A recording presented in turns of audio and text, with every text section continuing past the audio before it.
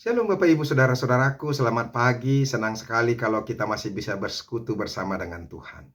Karena ketika kita bersekutu dan kita memiliki hubungan yang dekat dengan Tuhan, bergaul terus dengan Tuhan, maka Tuhan akan memberikan sukacita, damai sejahtera, dan kuasa untuk menghadapi seluruh pergumulan-pergumulan hidup kita. Amin.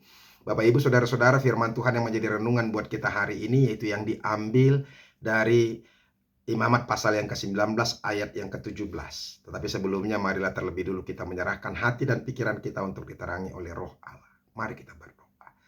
Kasih karunia dan damai sejahtera dari Allah Bapa dan dari anaknya Tuhan Yesus Kristus itulah yang menyertai hati dan pikiranmu sekalian. Amin. Bapak Ibu Saudara-saudara, Imamat pasal yang ke-19 ayat yang ke-17 dikatakan demikian. Janganlah engkau membenci saudaramu di dalam hatimu, tetapi engkau harus berterus terang menegur orang sesamamu. Dan janganlah engkau mendatangkan dosa kepada dirimu karena dia. Demikianlah firman Tuhan. Bapak Ibu Saudara-saudaraku yang dikasihi Yesus Kristus, firman Tuhan ini adalah bagian daripada hidup kudus. Tuhan berkata di ayat 2, kuduslah engkau sebab aku Allahmu, Tuhanmu adalah kudus. Saudara-saudara, masalahnya ada banyak orang yang salah memahami tentang kekudusan. Banyak orang salah mengerti tentang kekudusan. Banyak orang mengerti bahwa kekudusan itu adalah saat kita datang beribadah kepada Tuhan.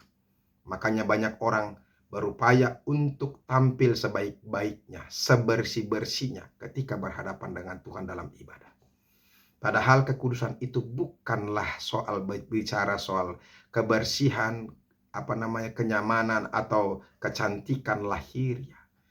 Tapi ketika kekudusan itu yang dimintakan Tuhan adalah kudus hati kita, roh kita. Makanya ketika ada orang bertanya kepada saya mengatakan, Pak Pendeta, kenapa di gereja atau bagi orang-orang Kristen tidak dinyatakan atau tidak diharuskan untuk beribadah sama seperti agama teman-teman kita yang sebelah. Jangan pakai sepatu di gereja, kita harus punya cuci muka dan segala macam, bersih-bersih. Saudara-saudaraku, saya mau katakan kepada kita datang kepada Tuhan. Sembahlah Tuhan di dalam roh. Itu yang dikatakan oleh Yesus kepada kita. Datanglah kepadaku di dalam roh. Karena Tuhan itu adalah roh. Jadi saudara-saudara, hati kita, roh kita, itu yang perlu dibersihkan yang paling utama. Tetapi bukan berarti bahwa kita tidak perlu bersih. Supaya jangan sampai kita menganggap bahwa orang Kristen itu adalah orang yang jorok. Tidak. Dalam sebisa-bisanya ketika kita sudah selesai bekerja dan kita harus beribadah, kita harus bersih. Tetapi ada kalanya kita harus beribadah dalam situasi dan kondisi kita saat bekerja. Maka bolehkah kita beribadah memuji Tuhan ketika tubuh kita kotor? Boleh. Pakaian kita kotor? Boleh. Bukan pakaian itu, bukan tubuh kita yang mau dilihat Tuhan, tapi hati kita yang bersih itu. Nah, hari ini firman Tuhan juga mau mengatakan soal kekudusan itu.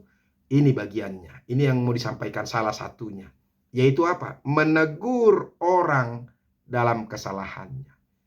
Itu adalah tugas bagi kita dalam bagian kekudusan bagi kita di hadapan Tuhan. Ketika kita mau menegur orang lain supaya dia menyadari kesalahannya, supaya dia mau berbalik kepada Tuhan, meninggalkan dosa-dosanya, itu juga adalah bagian kekudusan di hadapan Tuhan. Jangan berpikir kadang-kadang karena menegur itu susah, sulit, dan kita akan menghadapi banyak masalah. Saudara-saudara, itulah kekudusan itu. Ya, jangan menghindari masalah. Bahkan kita harus menghadapi masalah itu ketika karena apa yang diperintahkan Tuhan kita lakukan menjadi masalah kepada kita. Dan jangan patah semangat dan jangan menjadi lemah. Karena apa saudara-saudara? Memang itulah kuasanya iblis. Supaya kita lemah dan tidak melakukan fungsi kita. Supaya jangan sampai kita hidup kudus. Hati-hati saudara-saudara. Banyak orang yang mau nyaman hidupnya, mau tenang-tenang saja. Jangan pikir bahwa kita lepas daripada hukuman Tuhan. Makanya menjadi orang Kristen itu kita harus terbeban. Beban kita banyak. Orang-orang yang senang-senang aja hidupnya dalam Tuhan, tidak mau tahu dengan apapun yang terjadi, maka dia tidak layak bagi Tuhan. Kita harus bersaksi tentang iman kita. Kita harus bersaksi. Semalam saya baru berkata, apa? Kita harus bersaksi tentang salib itu. Banyak orang tidak suka dengan salib. Itu adalah batu sandungan, itu adalah kebodohan. Dan banyak orang takut untuk menyatakan salib itu. Iman kekristenan kita itu. Saudara-saudara, orang kan mau cari nyaman. Bagi Tuhan, orang yang seperti itu tidak layak. Kita harus terpanggil memberitakan firman Tuhan. Kita harus terpanggil bagaimana supaya menciptakan situasi yang kondusif supaya firman Tuhan itu bisa diberitakan. Dalam pelayanan di gereja pun juga, jangan sampai ada kita yang menjadi batu sandungan. Jangan sampai kita membuat situasi yang kacau dalam gereja, supaya kacaulah situasi. Tuhan pasti akan marah. Nah, Bapak Ibu Saudara-saudara, demikian juga dengan kita. Kalau kita ditegur, terimalah teguran itu. Sebab itu berupaya untuk memperbaiki kita. Itu berupaya untuk menyadarkan kita. Supaya kita boleh bertobat dan berpaling kepada Tuhan. Lebih baik ditegur orang dengan nyata-nyata daripada dicium kita berkali-kali atau berlimpah-limpah. Itu dikatakan oleh firman Tuhan, saudara-saudara. Amsal 27 ayat yang ke-5 dan ke-6 dikatakan lebih baik teguran yang nyata-nyata daripada kasih yang tersembunyi. Jadi lebih baik kita menegur dengan lugas, tapi sendiri-sendiri. Supaya maksudnya jangan mempermalukan orang lain. Supaya dengan ketika kita dengan penuh kasih, kita menegur dia sehingga dia sadar dan dia boleh boleh berpaling dan boleh melakukan yang baik sehingga dia boleh diselamatkan. Tugas kita adalah menyelamatkan orang dari dosa-dosanya. Itu tugas kita. Itu dikatakan lagi, seorang kawan memukul dengan maksud baik, tetapi seorang lawan mencium secara berlimpah-limpah. Saudara-saudara, ya, teman yang berani menegur kita itu adalah teman yang sejati. Sekalipun itu keras, bahkan mungkin menampar kita. Lebih baik kita ditampar oleh teman dengan menyatakan kekurangan kesalahan kita daripada orang-orang atau lawan yang mencium-cium kita. Saudara-saudara, orang yang membangga-banggakan kita, menghapus pundak kita, memeluk kita, ya kan, menyatakan ya aku mengasihimu, ya belum tentu. Lebih baik orang yang menegur kekurangan kita. Dasar kamu jahat, dasar kamu tidak punya otak misalnya. Kan kasar itu sebenarnya, walaupun sih sebenarnya nggak perlu yang seperti itu. Tapi katakan aja kedasarannya. Kamu jahat, kamu sudah membunuh, kamu sudah mencuri, kamu sudah berzina, ya. Maka dia akan sadar dengan kekurangan-kekurangannya dan dia berbalik kepada Tuhan. Nah, ini tugas kita, saudara-saudara. Bagaimana supaya orang boleh menyadari kesalahan demi kesalahannya dan dia boleh selamat dari kejahatannya sehingga Tuhan mengasihi dia.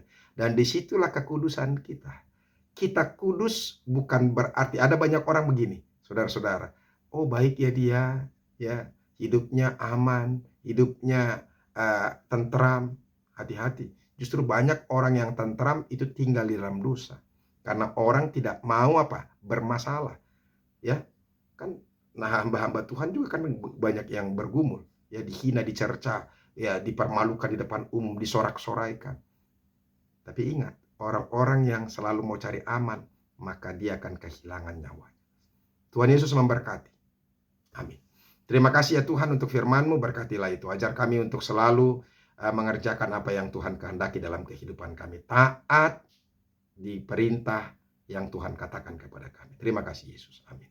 Bapak Ibu Saudara-saudara sudah dengarkan firman Tuhan. Mari lakukan apa yang diperintahkan Tuhan. Taat, dengarkanlah apa yang dikatakannya. Itulah hidup yang kudus. Tuhan Yesus memberkati. Sampai ketemu besok. Salam.